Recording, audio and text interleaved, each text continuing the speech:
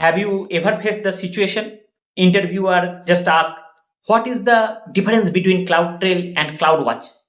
You immediately panic.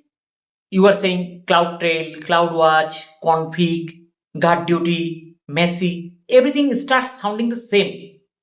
But today I am going to explain every AWS service using simple real life examples. No difficult English, no boring definition, only easy stories that you will never forget. By the end of this video, you will be able to answer interview question confidently. And you will also prepare for the AWS Cloud Practitioner, that is CLF-C02 certification. Let's begin. So at first I move to topic 1, that is VPC Flow Logs. Interview question. What kind of interview question you may face? Which AWS service capture network traffic inside a VPC? So imagine your house. Someone comes to your house, someone lives to your house, you install CCTV camera. So the CCTV records everything, who comes, who left, what time, which gate, exactly the same. Your VPC is your house. Network traffic is the visitors. VPC Flow Logs is your CCTV. It records the incoming traffic, outgoing traffic, accepted traffic, rejected traffic, everything. So easy to remember purpose, house stand for VPC and visitors stand for network packet and CCTV stand for VPC Flow Logs. So here I am giving you a interview tips. If interviewer asks you a question, which service record network traffic? Which service records network traffic? Then your answer should be VPC Flow Logs, not security group. Because security group only allow or deny just traffic. They don't record traffic. VPC Flow Log only record the traffic. Now move to topic 2, CloudWatch versus CloudTrail. So this is the most asked interviewer question. So imagine you are driving a car. You look at your dashboard, speed, fuel, engine temperature, RPM. This is monitoring. This is CloudWatch. Now imagine traffic police stop you. Where did you go yesterday? At what time? Which road? Who was driving? This is CloudTrail. So CloudWatch related to health. CloudTrail, this is history. So remember purpose, what I can say, that watch used for watching, trail used for tracking. And which service monitors CPU utilization? Answer is CloudWatch. Which service records API call? Answer CloudTrail. Now move to topic 3, that is AWS organization. So imagine your father owns 5 shops, 1 electric bill, 1 bank account, 1 accountant. Instead of paying separately, everything is managed together. That's AWS organization. Benefit: 1 bill, multiple AWS account, discount, service control policies. So easy formula, if I say, then 1 company, many AWS account and only 1 bill. Interview may ask you the question like, which AWS service provides consolidated billing? So consolidated billing, particularly you have to remember these terms, consolidated billing. So on that time our answer is AWS organization. Now I move to topic 4, that is service control policy, SCP. So imagine your school principal says no student can enter the lab after 5 p.m. Even if a teacher give permission, student still cannot enter because principal rule is greater than teacher rules. Exactly same, IAM gives permission, but SCP set the maximum permission. If SCP blocks, IAM cannot override. Remember, IAM says you can, SCP says maximum allowed. So easy formula, IAM stand for permission, SCP set the boundary. Now I move to topic 5, that is Amazon S3. Imagine a huge warehouse. You can store photos, videos, backups, documents, big data, archives. That's Amazon S3. Easy remember. What S3 stand for? Unlimited storage box. Interviewer, if you ask the question, which AWS storage used for backup, archive, data lake, answer is Amazon S3. Now I move to topic 6, that is, what is Amazon guard duty? Yeah, Amazon guard duty. Guard. So imagine you are sleeping peacefully at home at night. Suddenly someone tries to break into your house. Who noticed the suspicious activity first? The security guard. The security guard immediately detects that something unusual is happening and alerts you. He does not wait until the thief steals something. He decides the threat as early as possible. Amazon Guard Duty works exactly the same way. It constantly monitors your AWS environment, looking for suspicious or unauthorized activity. Whenever it detects potential security threat, it immediately sends an alert to you take the action. So what can Guard Duty detect? Suspicious login attempts, unusual API call, compromised AWS credential, communication with malicious IP addresses, cryptocurrency mining activity, malware or hacker behavior. Things you can it as a 24/7 security guard protecting your AWS account. Easy way to remember, your AWS account is your house. Your AWS account, you can consider it as your house. Guard duty, security guard, as considered as a security guard. A suspicious activity, that means thief. Finding, that is security alert.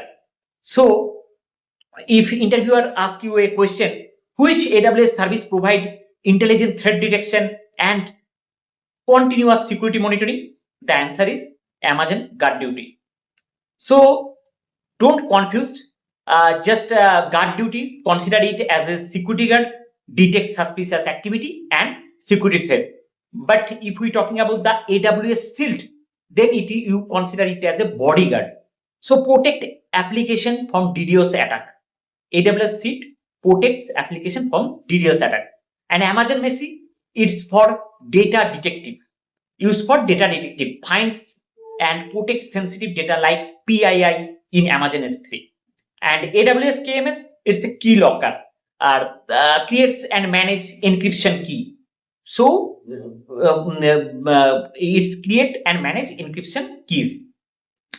So lastly, I just move to okay. Before moving, I just give you some short tips that guard duty used to detect threat.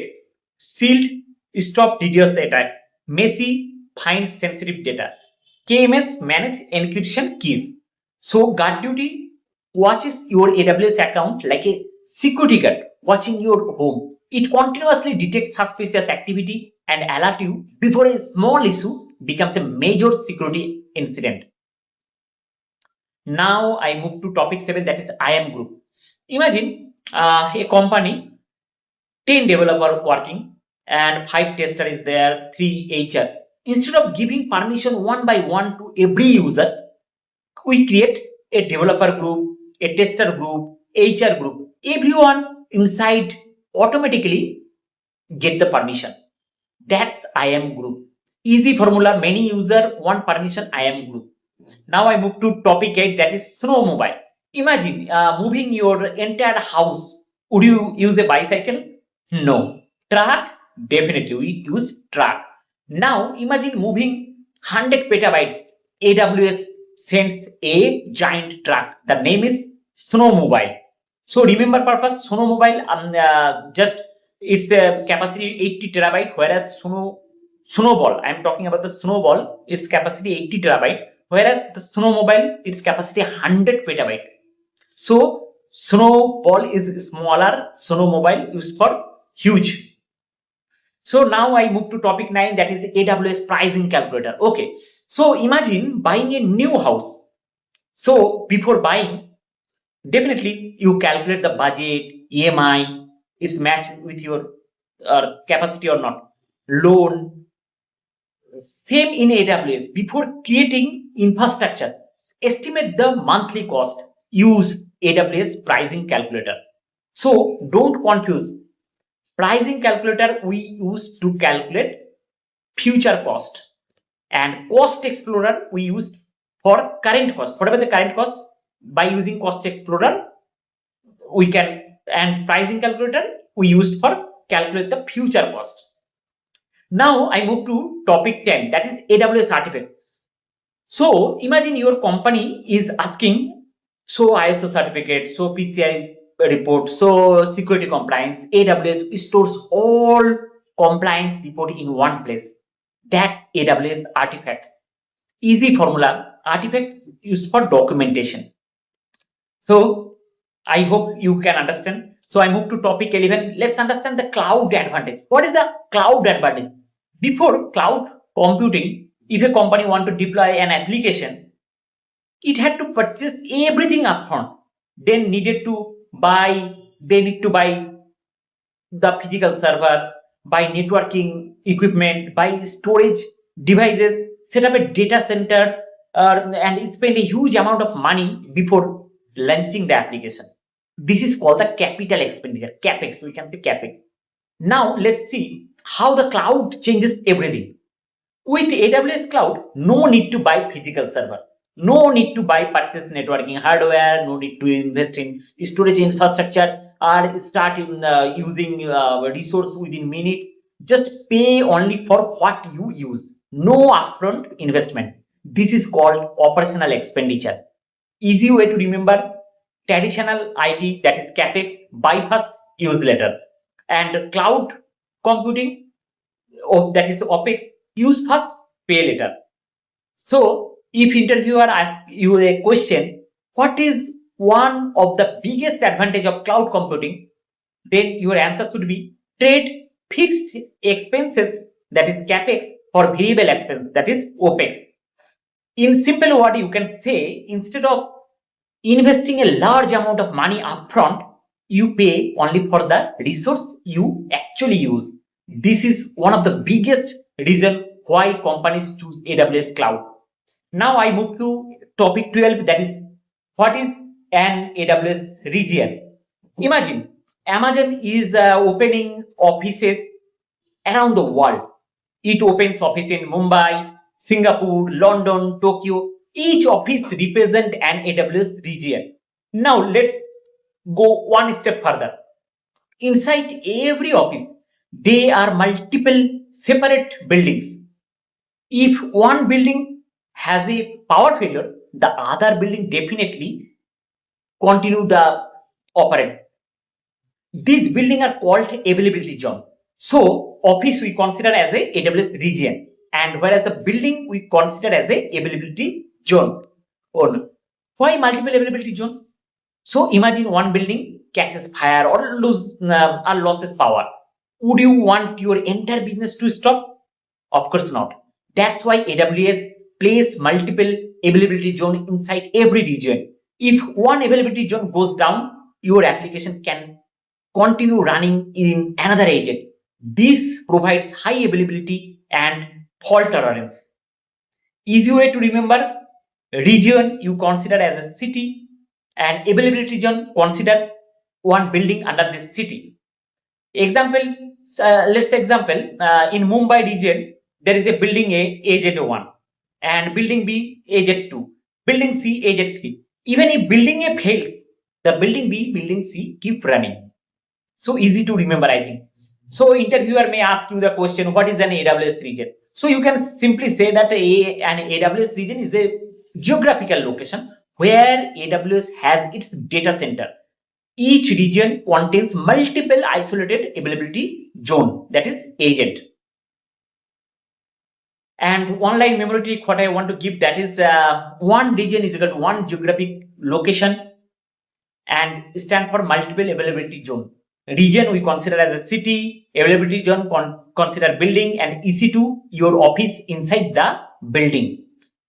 So I hope you understand. Now I move to topic 13, that is what is AWS Transit Gateway. So it's very interesting. Imagine there are 100 cities. Imagine there are 100 cities.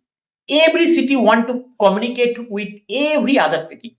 If you build a separate road between every pair of cities, city A to city B, city A to city C, city A to city D, and so on, very quickly we'll end up with thousands of roads. Managing all of these roads become expensive, confusing, and very difficult. Now think smart. Instead of connecting every city to every other city, build one mega highway in the center. Now every city only need one road to reach the mega highway. One connection, each city can communicate with every other city through this central highway. Simply, fast, easy to manage. This is exactly how AWS Transit Gateway actually works. So if we give the example, let's give an example. Imagine you have a VPC for HR, VPC for finance, VPC for sale, VPC for production, VPC for development. Without Transit Gateway, each VPC needs multiple VPC pairing, connecting to talk to each other. As the number of VPC grow, the network becomes complex and difficult to manage. With AWS Transit Gateway, every VPC connect only once to the Transit Gateway. The Transit Gateway becomes the central hub, allowing all VPCs to communicating with each other. Why use Transit Gateway? Simplify network architecture, first of all. Reduce the number of network connection, easier to manage, easily connect multiple VPC and even on-premise network. Scales as your infrastructure grow. So easy formula if I say, then Transit Gateway, you consider it as a mega highway. Transit Gateway, you consider as a cloud router. One connection, many network. Memory trick, last memory trick, what I want to give.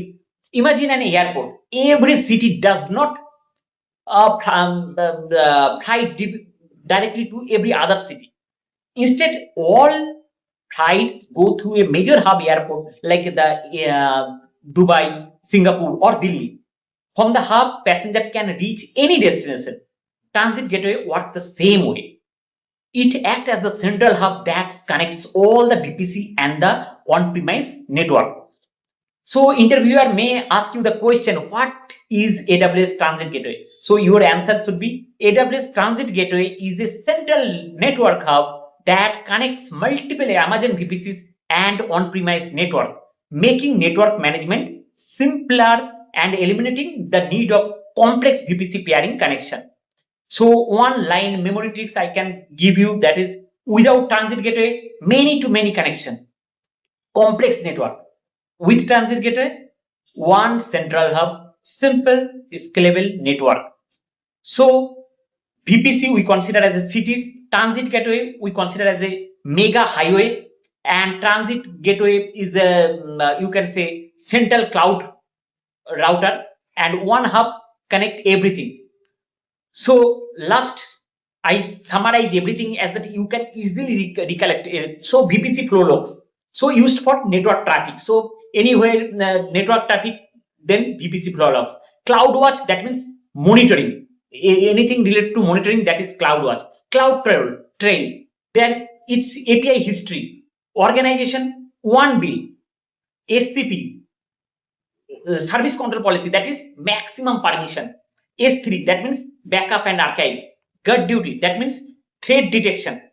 IAM group, multiple users, where multiple users we can manage with help of IAM group. Snowmobile, 100 petabyte.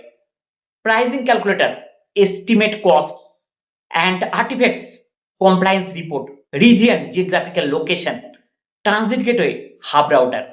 I think it's very easy to recall. Last, another memory trick. Watch used for monitor, tail used for history, guard used for security, group used for many users, S3 is for storage, flow logs, CCTV, Transit Gateway, highway, pricing calculator estimated before build, artifact, documentation, organization, one bill. So if the video really help you understand AWS in simple English instead of memorizing the definition, hit the like button, subscribe, and share it with your friends. In the next episode, we will cover another set of AWS CLF-C02 question using easy stories, interview tips, and memory tricks. See you in the next video. Bye bye.